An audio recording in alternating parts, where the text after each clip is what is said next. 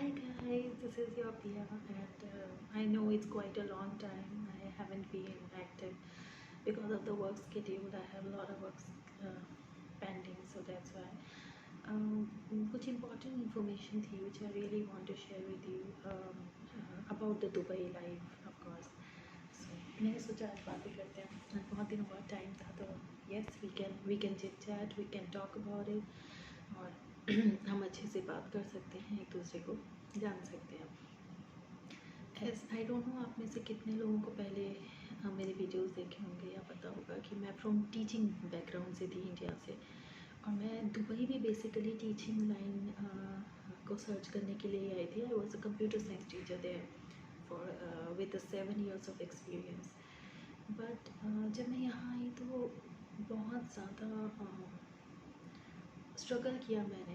पहले मैं online apply कर रही थी जॉब के लिए, तो तब मुझसे कहा जाता था कि आप यहाँ फिज़िकली प्रेजेंट होने चाहिए. Then I came to Dubai कि यहाँ पर अच्छी अपॉर्चुनिटीज़ हैं, टीचिंग का अच्छा स्कोप है, लेकिन ऐसा कुछ नहीं है. जब मैं इतना रिसर्च करके आने के बाद इतना स्ट्रगल की है, तो मुझे लगता है मैं आप लोगों के साथ शेयर करूँ, specially with those people who are planning to come to UAE for the teaching profile. और उन लोगों को थोड़ा सा मैं आइडिया दे सकूँ कि किस तरह से यहाँ स्ट्रगल है इसमें और कितनी डिफ़िकल्टीज़ है जॉब में. तो इसमें बहुत सारे क्राइटेरियाज हैं जो मुझे यहाँ के समझ आए. Number 1, if you are having experience in your home country, then that experience is not relevant here.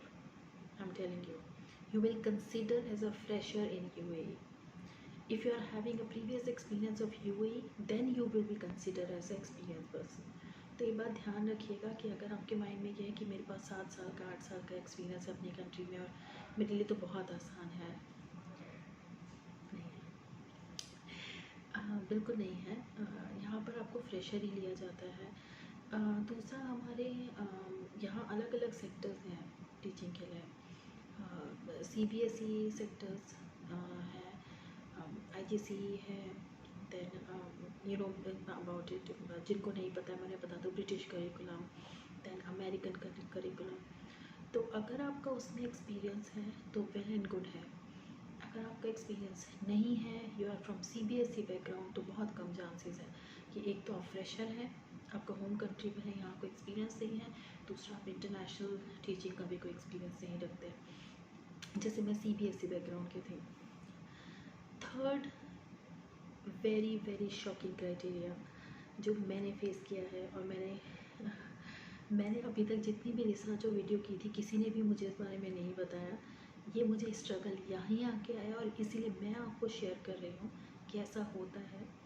If you are unmarried and you are alone, it is very difficult for you to get a job here. यहाँ के जो schools हैं वो prefer करते हैं उन women's को जो कि स्पाउस वीज़ा पर हों या फिर अपनी फैमिली वीज़ा पर हों. They will not going to consider you if you are unmarried और आप अगर विजिट वीज़ा पर हैं या जॉब वीज़ा पर हैं, वो आपको नहीं कंसिडर करेंगे. उसका रीज़न्स है. उसके रीज़न्स ये हैं कि उन्हें आपको वर्क वीज़ा देना पड़ेगा which companies doesn't want to pay, because work visa is expensive.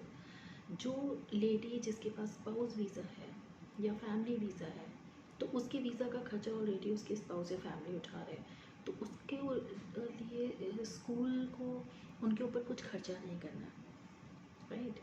तो स्कूल के लिए वो टीचर ज़्यादा बेनिफिशियल है, चाहे उनका आपसे कम एक्सपीरियंस हो, चाहे वो आपसे कम काबिल हों, आपके पास उनसे अच्छी क्वालिफ़िकेशंस हो, कुछ नहीं.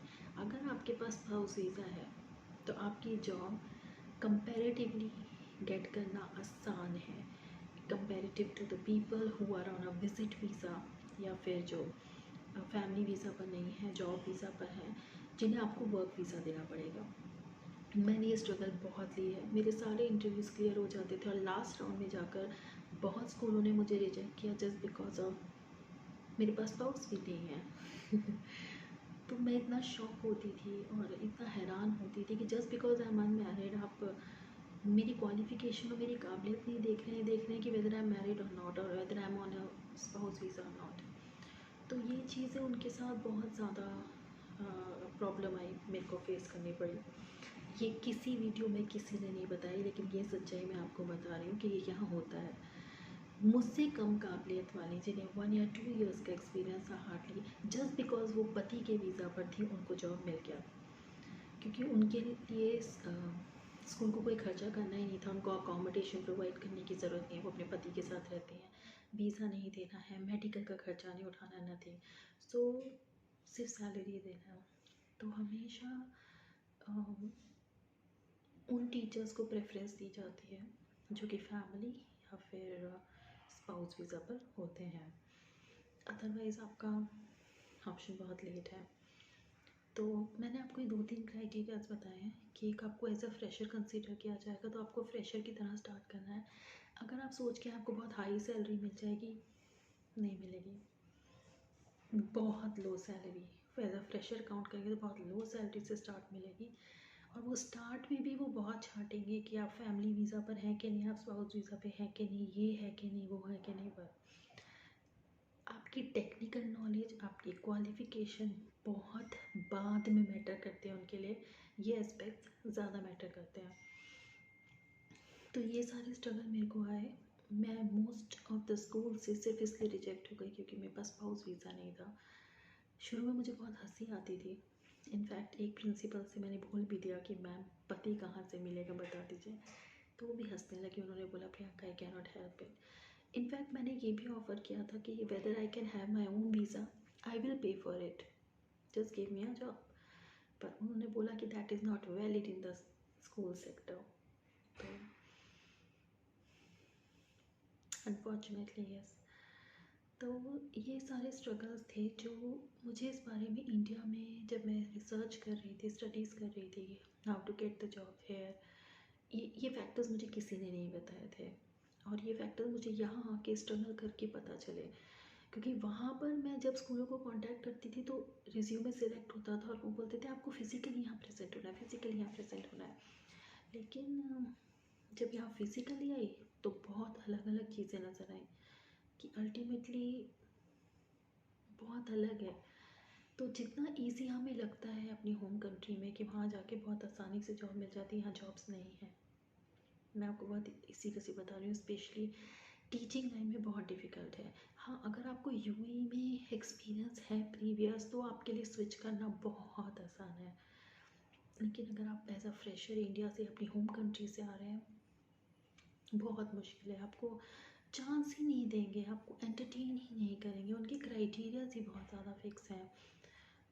अच्छा, और एक वन ऑफ द क्राइटेरिया मैं आपसे शेयर करना चाहूँगी, आपकी बैचलर्स जो भी है वो रेगुलर होनी चाहिए, कॉरेस्पॉन्डेंस से नहीं। जैसे अगर आपने बीएड किया है या कुछ भी किया हुआ है तो वो रेगुलर कॉलेज से होनी चाहिए।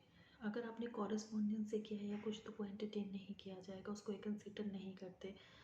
ये सारे कुछ फैक्टर्स हैं जो पहले आपको नहीं पता होते, लेकिन यहाँ के मैंने स्ट्रगल किए हैं।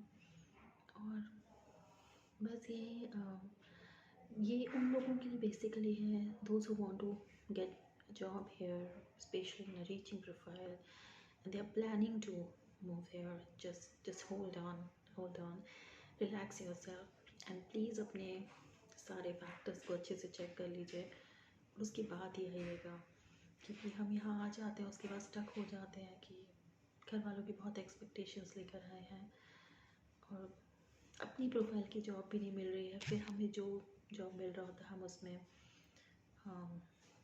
स्विच करते हैं, जैसे मैंने भी किया है। मेरा बैकग्राउंड सॉफ्टवेयर डेवलपमेंट था, तो right now I am working in that company. पर